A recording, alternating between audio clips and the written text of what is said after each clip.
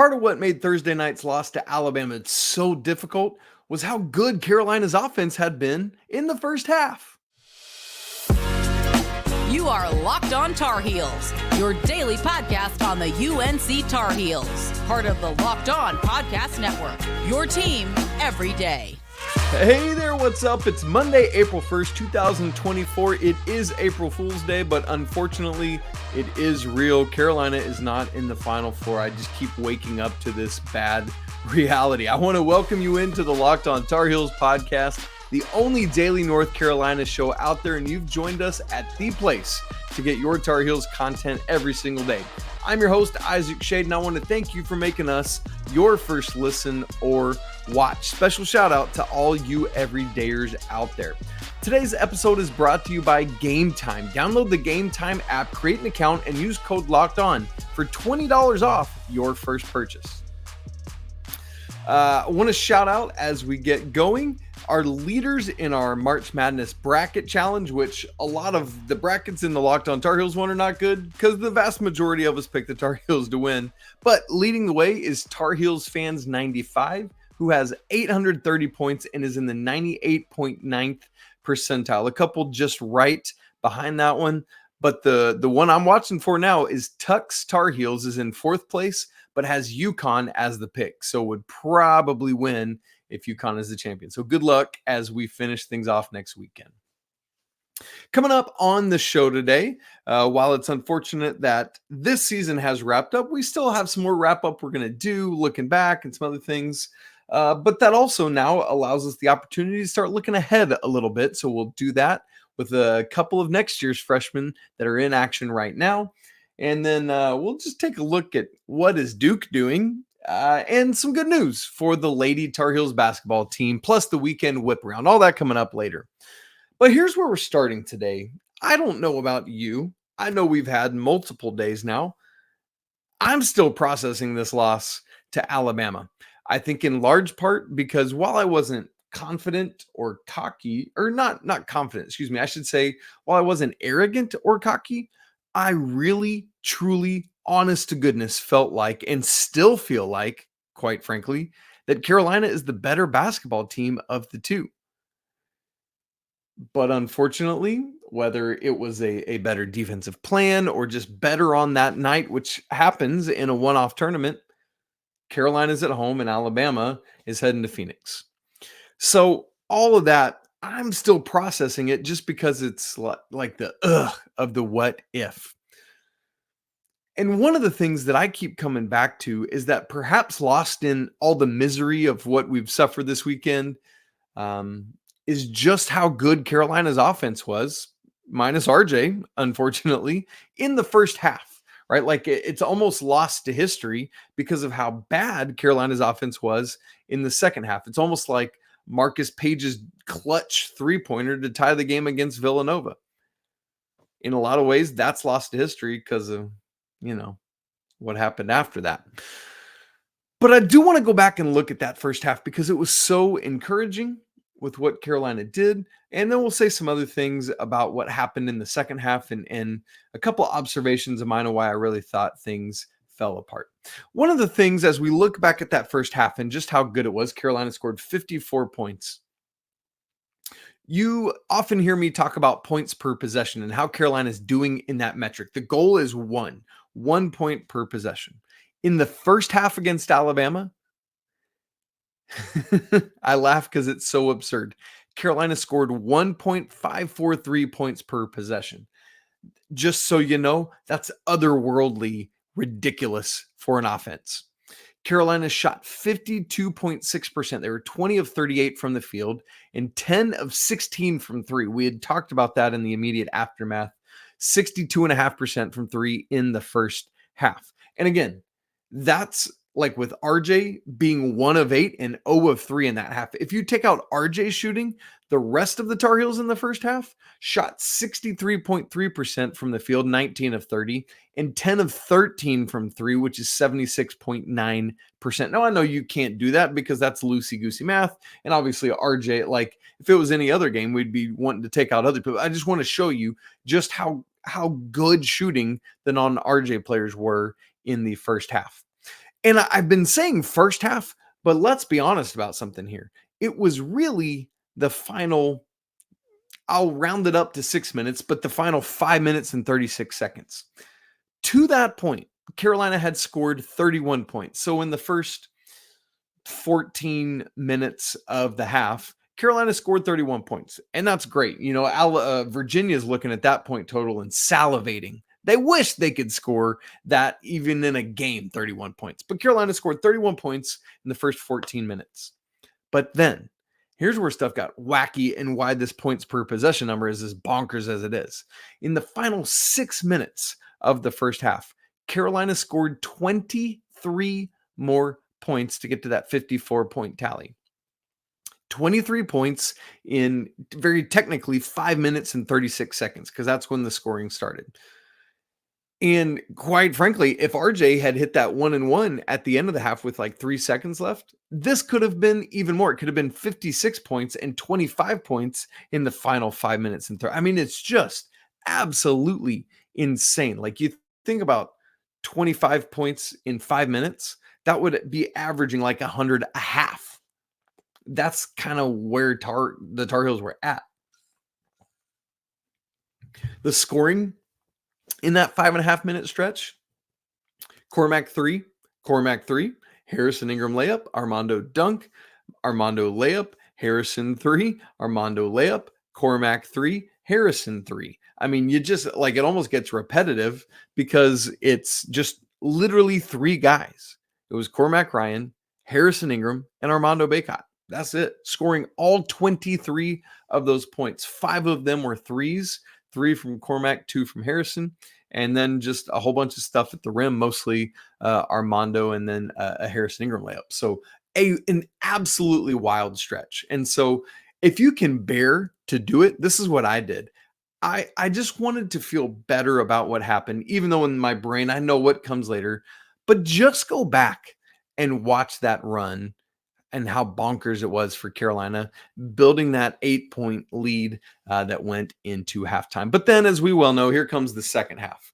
Contrasted with the first half, Carolina shot 25% from the field and 12.5% from 3, while scoring just 0.971 points per possession. So, I mean, it was just falling off the face of the cliff there. And a couple things that really stood out to me. 4 things I want to say in particular. Number 1, Carolina for the game was just 12 of 28 on layups. That's less than half of completing your layups. That's quite frankly not good enough from anyone. The second thing that stood out that lots of people have talked about was the substitution patterns down the stretch of the second half. I understand, if you didn't go back and watch Coach Davis's explanation of that, you should. He talked about just wanting to get another veteran shooter out there, although I know Paxton's numbers weren't great shooting this year, but he is a shooter. Thought that might be able to stretch the defense and give Armando some more space in the post. And that's why he is in there, and you're not seeing as much of either Elliot or Seth down the stretch. And look, I understand Coach Davis's reasoning, particularly with Elliot, because of how they were sagging off him and because of how, after Elliot did hit those 2 threes, he just wasn't shooting it as confidently or anything like that. Although even that said, while I understand Coach Davis's reasoning, I really, really, truly, honest to goodness, with more time having thought on it, would have liked to just see the point guard get a shot to run the offense, even if they're slagging off him. Like, let's just see what he can do. Use some of that burst of speed.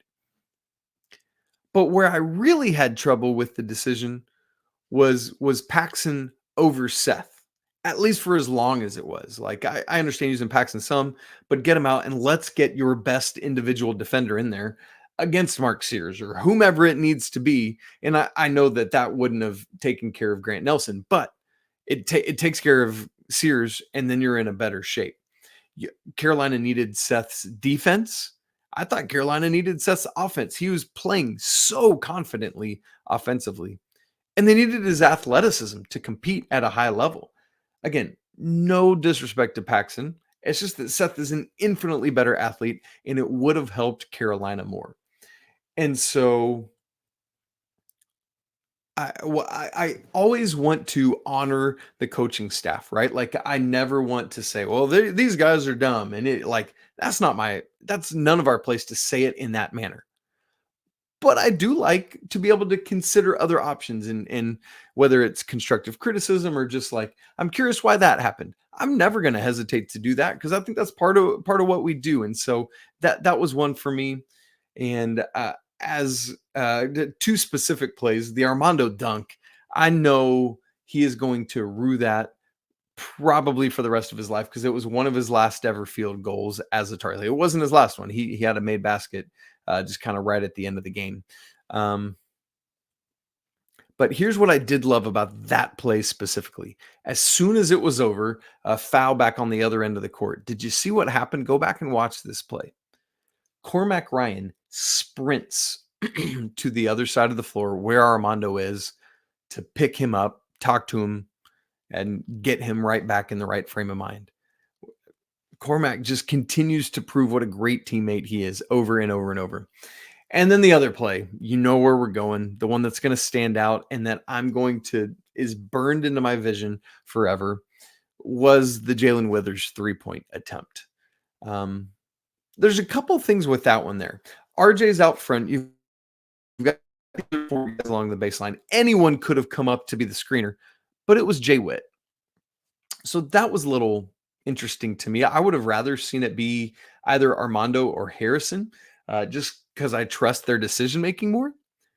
And with Harrison, if they both went with RJ like they did when Jay Witt came out to set the screen, I trust Harrison to take that 3 if he thinks that's the best shot. Or Armando to wait on RJ to come back around. But here's the thing. Regardless of who it was there at the top of the lane, you should not have been goaded into taking any shot there, regardless of a 3. And I think that's the bigger point for me, regardless of Jay Witt taking that 3. Because even if, as Jalen Withers said post-game, like, hey, coach has been encouraging us when we have it, take it. Awesome. I hear that. I get it. But anybody in that position has to know time and score. Carolina had just used this run to go back in front. And at this point, there's like a minute 2 left on the clock. You're winning by 1. The clock is your friend. Run it down. And then as it goes down, get the ball back to RJ, because what has he just done? He's just gotten to the rim twice in a row and converted all 4 of those free throws. No reason to think he either won't do that again or find a better shot for somebody else. An early shot clock 3 that you can, or a halfway through the shot clock 3 that you can get at just about any time in that possession, is not the shot you ever want. So that really is unfortunate. I would have liked to have seen, once again, somebody else get to make a play there with less time on the clock. But all that to say, as poor as the second half went, these Tar Heels were right there at the end here, as we're talking about. They had a chance. That was the game they had to get through, like the Arkansas game in 2017. That was the run they went on to get back in this game. That's what tells the tale of this team. That grit and determination, even on a night when the shots weren't falling, at least even in a half when the shots weren't falling, they were almost just right there. Just a couple key bad decisions down the stretch, even with the bad shooting, it still was in hand. And that's what makes it so hard. So, like I said, a couple critiques and criticisms. All that said, I truly believe Coach Davis is growing as a head coach at an exponential level. So many of his play designs and calls this year, trusting more in the bench, having more defined roles, so many things that happened, I thought were steps in very much the right direction. Is everything perfect? No, it's never going to be with any coach, and we have to wrap our brains around that. But there was so much good from the coaching staff this year. I'm encouraged by that. But with the season unfortunately behind us, it truly is time to start looking ahead some. No better place to start than next year's freshmen who are currently gearing up for Tuesday night's McDonald's All-American game. We'll talk about that in just a second. Right after I tell you this episode is brought to you by Game Time. Look, I know the Final Four is Saturday in Phoenix, and we're all probably just like, nope, I'm out. But guess what?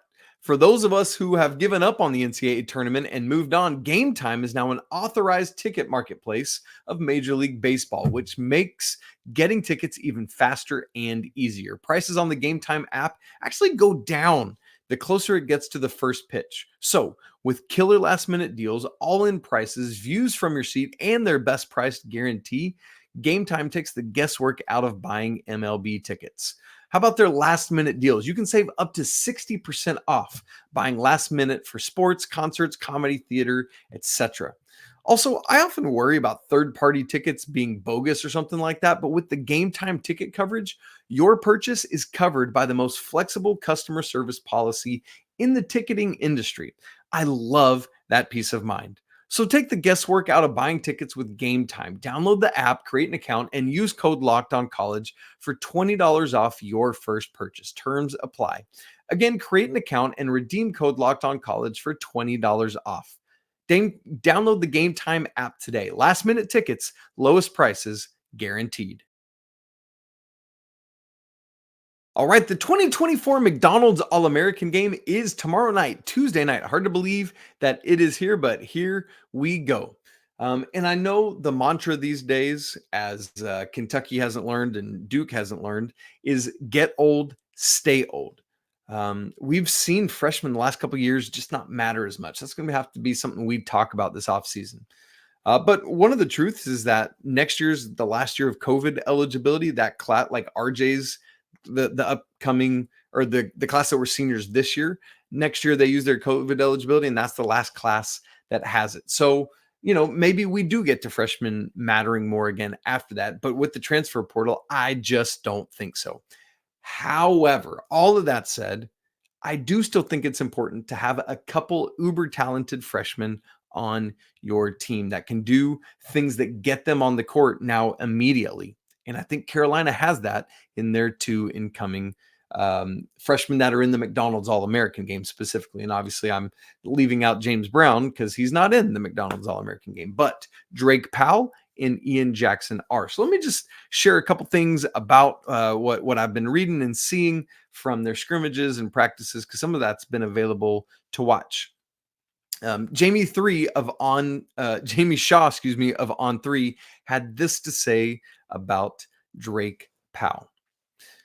Drake Powell is the ultimate connector. While he might not be as dynamic as some of the others in attendance, he rarely makes mistakes on the floor. In this setting, Powell showed off his knockdown mid-range jump shot, getting to the elbows and making shots. He also knocked down multiple catch-and-shoot threes. Powell might be the best perimeter defender in this class, and the ball never sticks in his hands. There's a high floor with the production, looking ahead with Powell. So what I always like to do in these moments is try to read between the lines and translate what Jamie Shaw is saying and is not saying, things like that. By the way, in Jamie Shaw, actually in this article I pulled that from, had ranked like, here's the best dudes I'm seeing and what they're doing. Drake Powell was number 4 on this list of the entire McDonald's All-American group. Whew, that says something to you already right there. So let's take this kind of piece by piece. While he may not be as dynamic as some of the others in attendance, basically the read between the lines there is he's really athletic by normal people standards, but there are a couple others who just jump off the page at a more elite level than does Drake. But that's not to say he's not athletic. Clearly he is, or he would not be where he is. Next thing, and maybe this is the thing that I think is most important for him as a freshman. Quote, he rarely makes mistakes. It's so important for a freshman coming in who wants to contribute to be able to get on the floor, make few, if any, mistakes so that not only are they not hurting, but they can help contribute. That tells me that Drake Powell has a very high IQ. He plays smartly and he plays well. So you combine his ability with his IQ and you're in great shape. What about Jamie Shaw calling him the best perimeter defender in this class? Well, Drake is 6'6". So if you're telling me that he's a little slightly better version of a Seth Trimble,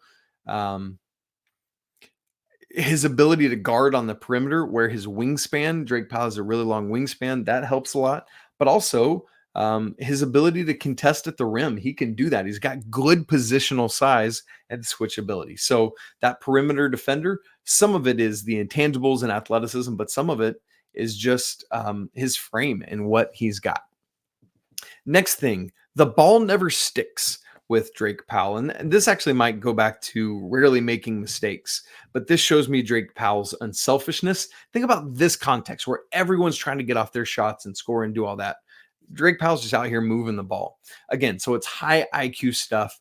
The ball never sticking fits what Hubert Davis is looking for, of moving the ball quickly and intentionally. So really encouraged by that. Two other things I'll mention from this assessment of Drake is that he's got a high floor. That's one of the things you heard later. I love this. I love to play fantasy football. And one of the things, yes, you look for home run guys at some points who have a really high ceiling, but might have a lower floor.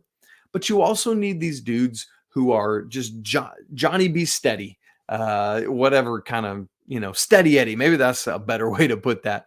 And a high floor is that you always know what you're going to get from somebody like this, because they are just even keel, giving you the same type of performances game in and game out. So I love hearing that Drake Powell has a high floor.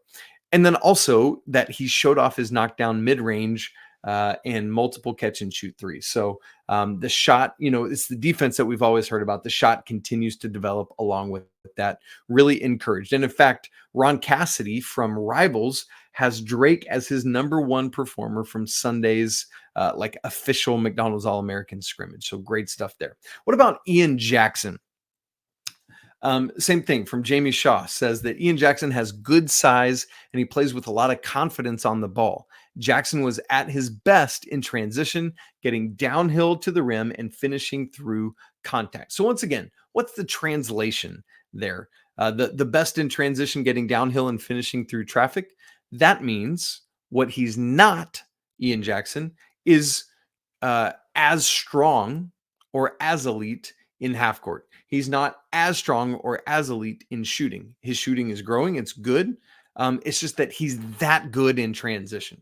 So you can read between the lines some of the things Jamie's saying that he's not, but he's like high level, otherworldly elite, getting out on the break. And that's, again, what Hubert Davis wants.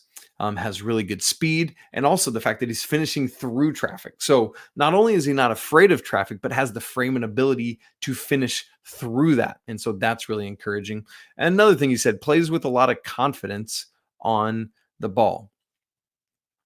Meaning when he's got the ball, there's a lot of confidence. Now you could read into that and say, are you saying that it's unplaced confidence, right? Because he didn't say plays with the great ball handling skills. He could have said that, but he didn't. So I'm just trying to parse that there. Is he saying some level of trying to spin it to where it's a good thing? He's got a lot of confidence when he's on the ball, but subtext, maybe he shouldn't. I don't know that that's what he's saying, but it's encouraging to know that Ian does have this confidence. That's great. In watching the scrimmage, he buried a couple threes early, some nice transition passes. I noticed that a couple stoppages, Ian was the one that called the team together. That's some natural leadership ability. So I'm encouraged by all these things. Make sure you check out both Drake Powell and Ian Jackson on Tuesday night in the McDonald's All-American game. Always exciting to see when you got some recruits in that. Well, the Duke Blue Devils have had a couple unfortunate years in the NCAA tournament, losing to some other North Carolina teams, but back on the Carolina side of things, Coach Courtney Banghart's women's basketball team got some good news. We'll talk about all that in just a second.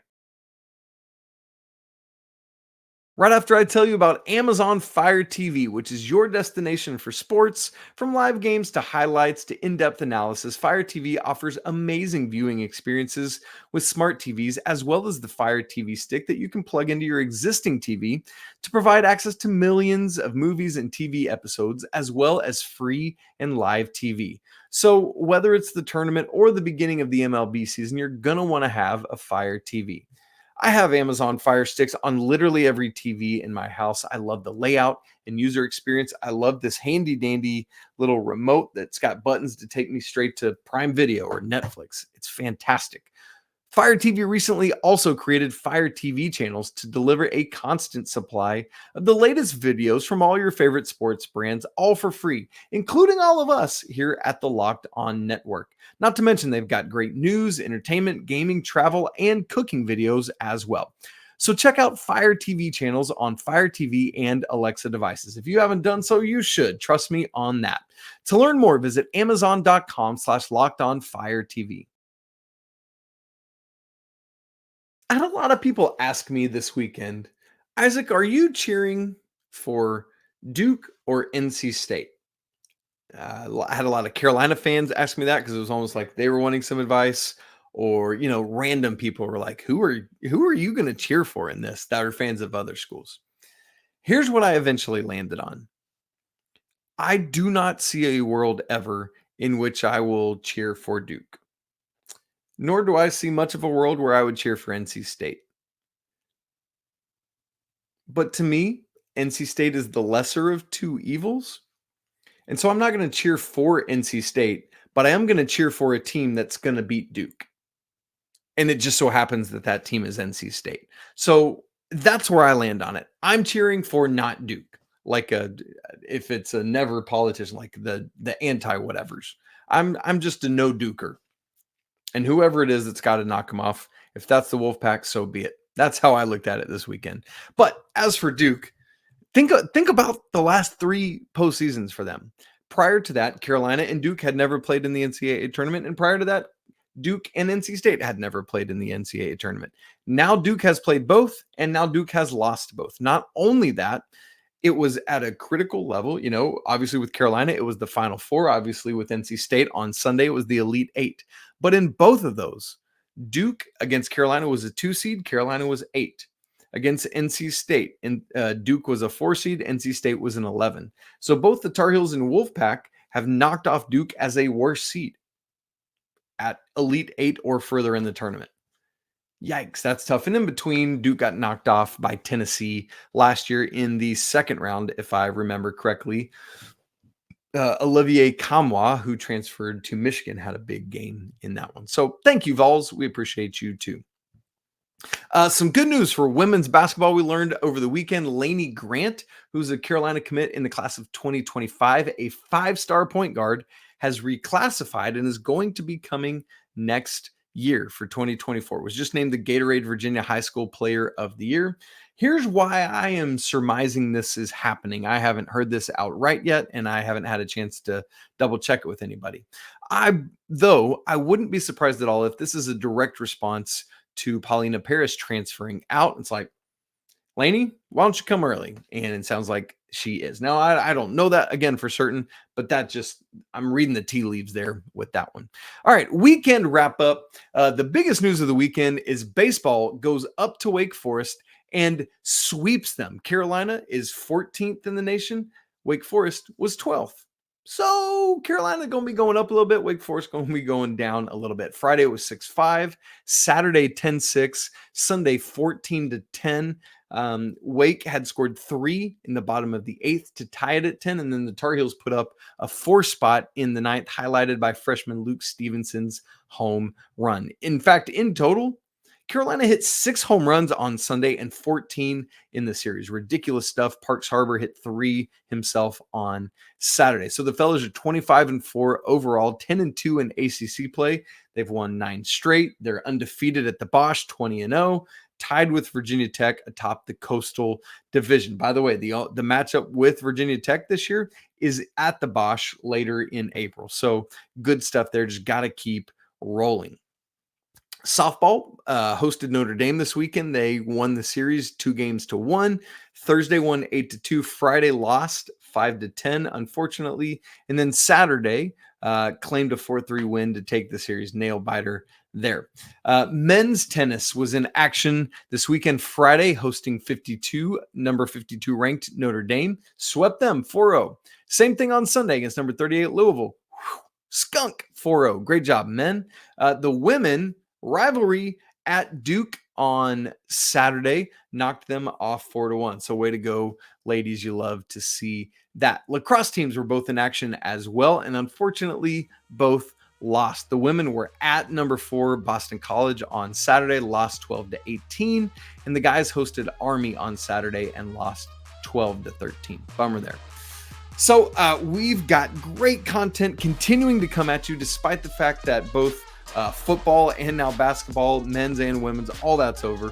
We're still going to have great content keeping you updated all off season long on fun lists that we want to look at, on news that breaks with transfer portal or NBA decisions, all of that stuff. We'll be keeping you informed and up to date all the time. Coach Pat Kilby will still be with me. Coach Rob will still be with me. The Norris Cersei is going to keep coming on. So great stuff that we're all looking forward to. So make sure you keep it locked on Locked On Tar Heels. If you're not part of the Locked On Tar Heels Discord community, come on, man, come be part of it. Links in the show notes, free to join. If you haven't subscribed to the show on audio or video, do that right now. Would love to have you do that. Friends, it's always a great day to be a Tar Heel. We'll talk again tomorrow on Tuesday, but until then, peace.